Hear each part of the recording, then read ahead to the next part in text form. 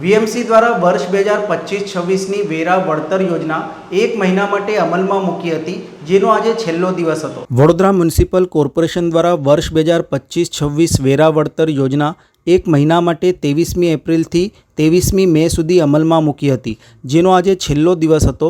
આ યોજનામાં ગઈકાલ સુધીમાં કોર્પોરેશનને 135 કરોડની આવક થઈ હતી। લોકો આ યોજનાનો હજુ વધુ લાભ લઈ શકે તે માટે તેની મુદ્દતમાં વધારો કરવા અંગે હજુ સુધી કોઈ નિર્ણય લેવામાં આવ્યો નથી, પણ આ યોજનાનો લાભ લેવા માટે વધુ લોકો ઈચ્છુક જણાઈ રહ્યા છે। હાલ મહિનાના છેવટના દિવસોએ પગાર થવા બાદ લોકો આ યોજનાનો લાભ લે તેવું પણ એક અનુમાન છે।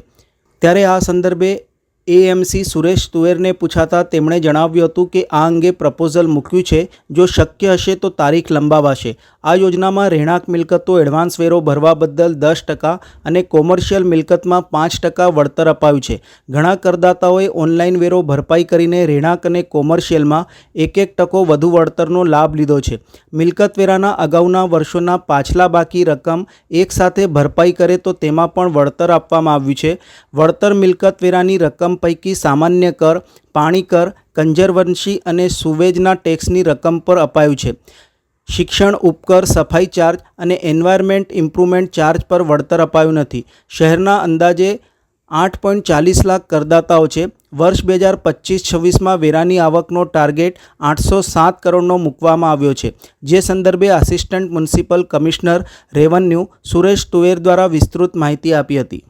આપ જાણો છો કે એડવાન્સ વેરા રિબેટ યોજના 1 મહિનાથી અમલમાં હતી। આજે છેલ્લી તારીખ હતી। આજે લગભગ આજની તારીખમાં 8 કરોડ જેવી વસૂલાત થઈ છે અને કુલ મળીને 132 કરોડ જેવી વેરા વસૂલાત થઈ છે। વ્યવસાય વેરા સહિત 150 કરોડ પર આપણે પહોંચ્યા છે અને તમામ કરદાતાઓને વિનંતી છે કે આજે રાત્રે 12 વાગ્યા સુધી વેરા વસૂલાતની સ્કીમ ચાલુ છે, તો એડવાન્સ વેરા રિબેટ યોજનાનો લાભ લેવા તમામ નાગરિકોને અપીલ કરવા। ચોક્કસથી આ ઘણા બધા કરદાતાઓની વિનંતીને ધ્યાનમાં રાખીને એના માટે પ્રપોઝલ મૂકવામાં આવી છે। જો કદાચ મંજૂર થશે તો ચોક્કસથી એની સમય મર્યાદા વધારવામાં પ્રયત્ન કરીશું। આપણો લક્ષ્યાંક આ વખતે 742 કરોડ જેટલો છે અને આવતા વર્ષે 807 કરોડ જેટલો છે।